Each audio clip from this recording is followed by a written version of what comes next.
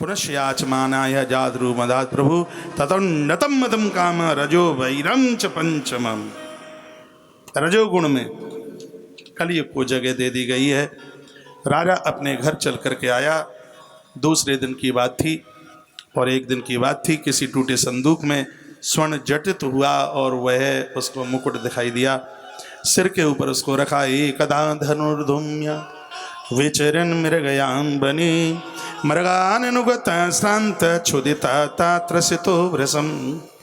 एक दिन इससे पहले राजा ने ऐसा कभी भी नहीं किया। राजा एक दिन परीक्षित मृगानम बने गतः तत्र मृगानु आगच्छत श्रांत क्षुदित त्रसित। राजा प्यास से व्याकुल था, मृगों का पीछा कर रहा था। ज्येष्ठ मास की भरी गर्मी थी, प्यास से व्याकुल हो रहा था। तत्र मीलतांक्षम शांतम जितेंद्रियम समाधो स्तमवक्रियम। एक जितेंद्रिय महात्मा को इसने देखा जो अपना समाधिस्थ था। कृष्ण मृग चर्माक्षन्नम समीकम मुनिम दृष्टवा शुष्क तालु राजा जलम ये आचे। जो कि मृग चर्म के ऊपर महात्मा बैठे हुए थे। राजा ने जल मांगा, कहा महात्मा पानी पिला दो। साधु ने आंख नहीं खोली तो पीड़ तो मत्स्य रहता सनम मुनिम प्रतीक प्रकोपा। तो महात्मा के ऊपर इसको इतना क्रोध आ गया। क्रुद्धो राजा ऋषिस्कंदे मृतसर्पम धनुष्कोट्याम निधाय परम ययु। तो इतना तपस्वी है तो ये नहीं पता कि तेरे यहाँ एक राजा चल के आया, तो ये खड़े होकर के सम्मान करना चाहिए था। और याद रखना, यहाँ की राजनीति जब धर्मावलंबियों से सम्मान मांगेगी तो वहाँ सब कुछ लुप्त हो जाएगा। जब बेटा बाप से सम्मान मांगेगा, शिष्य गुरु से सम्मान मांगेगा, लोग अपने पूज्य लोगों से सम्मान मांगेंगे तो वहाँ का सब कुछ नष्ट हो जाएगा। राजा ने कहा तूने मेरे गले में माला नहीं डाली। शुष्क तालम राजा जल में याचे। मैं कब से तुम्हारे यहाँ जल की याचना कर रहा हूँ और तुमने मुझे पानी नहीं दिया। सन्मुनिम प्रकोपः। और इसने इतना क्रोध किया। क्रुद्धो राजा स्कंधे मृत सर्पम धनुष कोट्यानिधाय प्रमयो। उसने बाण की नोक से एक मृत सर्प को उठाया और राजा के कंठ में डाल दिया। राजा ने महात्मा के कंठ में उसे डाल दिया और राजा चला आया। छोटा सा बच्चा उनका, जिसका नाम है श्रृंगी, कौशिकी नदी के किनारे, कौशिकी नदी के किनारे तपश्चर्या में थे और तप कर रहे थे। एक बार बोलिए बोले भक्तवत्सल भगवान की जय हो, हनुमान जी महाराज की जय जय जय श्री राधे श्री राधे जय। श्री राधे। महात्मा जहनु ने कावेरी के साथ में विवाह किया। सुनिए, महात्मा जहनु ने, नर्मदा पुराण, महात्मा जहनु ने नदी कावेरी के साथ विवाह किया, जैसे राजा शांतनु ने गंगा के संग विवाह किया था। माता कावेरी ने एक महात्मा को जन्म दिया जिसका नाम था कौशिक। इतने बड़े हुए तपस्वी थे, जब उन्होंने प्राण छोड़े तो उनकी हड्डियां पड़ी हुई थी। एक राजा आकाश में जा रहा था, हड्डियों के ऊपर परछाई पड़ी, धड़ाम से उसका विमान नीचे गिर गया और छिन्न भिन्न हो गया। राजा ने स्तुति करी, मुझसे कौन सा अपराध हुआ है, मेरा विमान टूटा। अस्थियों में से वो महात्मा प्रकट हुआ, उसमें से आवाज आई और कहा कि तूने मुझे लांग करके बिना प्रणाम किए हुए तूने यहाँ से निकलने की कोशिश करी। राजा ने क्षमा मांगी, प्रार्थना करी। वह महात्मा कौशिक इतने तपस्वी थे जिन्होंने राम रक्षा स्तोत्र का सृजन किया। तो राम रक्षा स्तोत्र जो पढ़ते हैं, ये उन्हीं के द्वारा इसका निर्माण हुआ था, जिसका पूरा नाम था महात्मा बुद्ध कौशिक, जो कि महात्मा जहनु और माता कावेरी के पुत्र थे। वो महात्मा इतने तपस्वी थे और उन्हीं की वंश परंपरा में जन्म लेने वाले हम और आप सब कौशिक लोग हैं। माता कावेरी वो पवित्र नदी 7 गंगाओं में जिसका नाम आता है, वो हमारे लिए अति वंदनीय है, हमारे लिए बहुत वंदनीय है। हम विश्वामित्र की संतान नहीं है, वो क्षत्रिय थे, वो क्षत्रिय से राजा बने होंगे। हम उस महात्मा कौशिक की संतान हैं जिसने राम रक्षा स्तोत्र का सृजन किया। आज भी चित्रकूट में हनुमान धारा पर हनुमान जी उसी राम रक्षा स्तोत्र को प्रभु श्री राम जी को सुनाते हैं। हम उस महात्मा कौशिक के पुत्र हैं, हम विश्वामित्र के पुत्र नहीं हैं।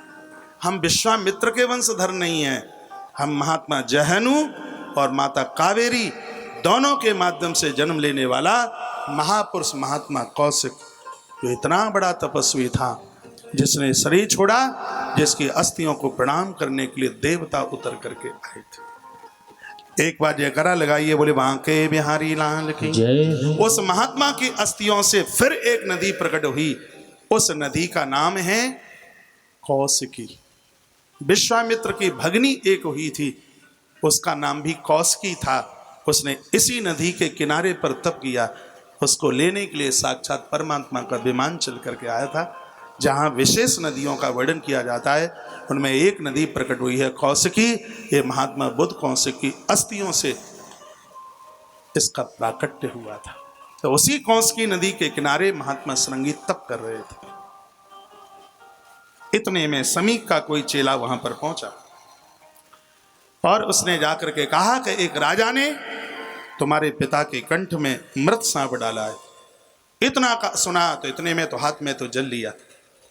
ब्राह्मण का बेटा है, मैं निवेदन करना चाहूंगा, ब्राह्मण का बालक छोटा हो, छोटे से छोटा हो, दूसरी जाति के लोगों को ब्राह्मण से पाम कभी भी नहीं छुपानी चाहिए। पुण्य ऐसे क्षीण हो जाएंगे, माचिस की तीली दिखाने पर कपूर समाप्त हो जाता। लेकिन स्वार्थी लोग, जिनको अपना काम बनाना हो, वो चाहे जिसके पाम छू लेते हैं। जो खाटी ब्राह्मण है उसको चाहे जिसके पाम नहीं छूने चाहिए, किसी भी स्वार्थ के लिए, बिल्कुल नहीं। ब्राह्मण का ब्रह्मत्व है इसमें, उसकी आंख की लौ में से तो अपराध समाप्त होता है। ब्राह्मण का बालक है, छोटा है, बिल्कुल 4.25 वर्ष की उम्र है, 3 वर्ष 7 महीना तपस्वी है। श्रीमद् देवी भागवत में भी कथा आती है। और वो तपश्चर्या में था, गायत्री का जप हो रहा था उसका। इतने में उसका गुरु भाई आया और उसने आकर के कहा कि राजा ने पिता के कंठ में, गुरुजी के कंठ में मृत सांप डाला है। इतना आक्रोश आया, हितलंगित मर्यादम पक्ष का सप्तमे हनि। हे राजान, तो ये समझता होगा कि राजनीति से ऊपर कोई बल नहीं है। हे राजान, दुनिया गलती करे तो समाधान राजा से मांगने को आवे, और राजा ही गलती करेगा तो कहाँ से समाधान मांगा जाएगा। तो ये लगता होगा कि राजा के ऊपर कोई नहीं है। यदि मैं हूं ब्राह्मण पुत्र तो तुझे मैं श्राप देता हूं कि तूने तो मरा हुआ सर्प मेरे पिता के कंठ में डाला है। मेरा श्राप है, इतलंगित मर्यादम तच्छ का सप्तमे हनि। मेरा श्राप है, आज से ठीक 7वें दिन जिंदा तक्षक तेरा दंशन करेगा। 3 लोक 14 भुवन में तुझे कोई बचाने वाला पैदा नहीं होगा, नहीं होगा, तुझे बचाने वाला पैदा नहीं होगा। श्राप दे। इस कथा में एक बात मैं कहना चाहूंगा, सर्प मृत्यु का प्रतीक है। राजा के श्राप में सांप है और महात्मा के गले में सांप है। इसका मतलब है कि मौत ग्रस्त और विरक्त सबके जीवन में। महात्मा भी है, उसको भी मरना पड़ेगा, और कोई ग्रस्त है, उसको भी मरना पड़ेगा। इसलिए दोनों के पास में सांप है। एक के श्राप में सांप है, 7वें दिन तक्षक डसेगा, और एक के गले में सांप है। थोड़ा विचार से सुने तो पता लगेगा दोनों सांपों में अंतर है। एक श्राप का जो सांप है वो जिंदा है, तक्षक, लेकिन महात्मा के गले में जो सांप है वो जिंदा नहीं है, वो मरा हुआ है। इसका अर्थ यह है कि मौत तो महात्माओं के भी जीवन में है, लेकिन अंतर इतना है, गृहस्थियों के जीवन में जिंदी मौत इंतजार कर रही है, और बाबाजियों की जिंदगी में मौत भी मौत को प्राप्त हो चुकी है। उनकी तपस्या ने मृत्यु को भी मौत के घाट उतार दिया है। भजन में इतनी बड़ी ताकत है, भजन तो मौत को भी मौत के मुख में पटक देती है। इसलिए सबको चाहिए भजन के बिना न रहे। भजन के बिना कल्याण नहीं है, भजन के बिना जीवन का समाधान नहीं है। बालक रोता हुआ अपने पिता के पास आया। पिता ने पूछा, बेटा क्या हुआ? उसकी आंख में आंसू थे। उसने कहा, पिताजी, राजा ने तुम्हारा अपमान किया और मैंने उसे श्राप दे दिया, 7वें दिन तक्षक उसको डसेगा। तब महात्मा समीक ने कहा, पुत्र, ये तुमने ठीक नहीं किया। तुमने एक छोटी सी बात के लिए और इतना बड़ा जघन्य कोप किया।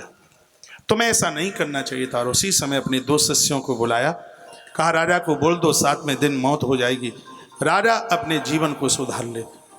रात भर राजा परीक्षित सोए नहीं। भोर हुआ, प्रजा के बीच में अपने हृदय की बात वह कहने लगे। इतने में तो समीक का भेजा हुआ चेला आ गया। राजा ने बड़ा आदर किया और समीक शिष्य ने सुनाया, कहा राजन 7वें दिन मृत्यु होगी, अपनी मृत्यु को सुधारने के लिए आंख को छुपाए कर लें। राजा की आंख में आंसू आ गया। और सुनिए भागवत क्या कह रही है। राजा ने कहा कि हे मुनि शिष्य, गुरुपुत्र को मेरा प्रणाम कह देना। उन्होंने मेरे ऊपर बहुत बड़ी कृपा करी है। ये उन्होंने मुझे श्राप नहीं दिया, उन्होंने मुझे सावधान किया है। देखिए राजा परीक्षित ने क्या कहा, ये उन्होंने मुझे श्राप नहीं दिया, ये उन्होंने मुझे सावधान किया। उनकी तपस्या में इतनी ताकत थी, वो चाहते तो आज ही मुझे जला करके राख कर देते। यदि वो मुझे आज मारते तो मेरी दुर्गति होती। संत के तो कोप में भी करुणा छिपी है, ये राजा परीक्षित ने कहा। राजा परीक्षित रो पड़े और उन्होंने कहा कि मुनि कुमार को मेरा प्रणाम कहना, जिन्होंने मेरी मौत को 7 दिन पीछे धकेल दिया है मुझे संभालने के लिए। 7 दिन में मैं अपनी मृत्यु को संभाल लूंगा। उन्होंने मेरे ऊपर कृपा करी है। आज मेरी आने वाली मौत को उन्होंने 7 दिन पीछे धकेल दिया। ऐसे गुरुपुत्र को मेरा बंधन कहना, मेरा प्रणाम कहना। उसी समय राजा परीक्षित ने राजसी वस्त्रों को उतारा और अपने वदन के लज्जा को एक बलकल से ढकते हुए और वो सीधे गंगा की तरफ प्रस्थान कर गए।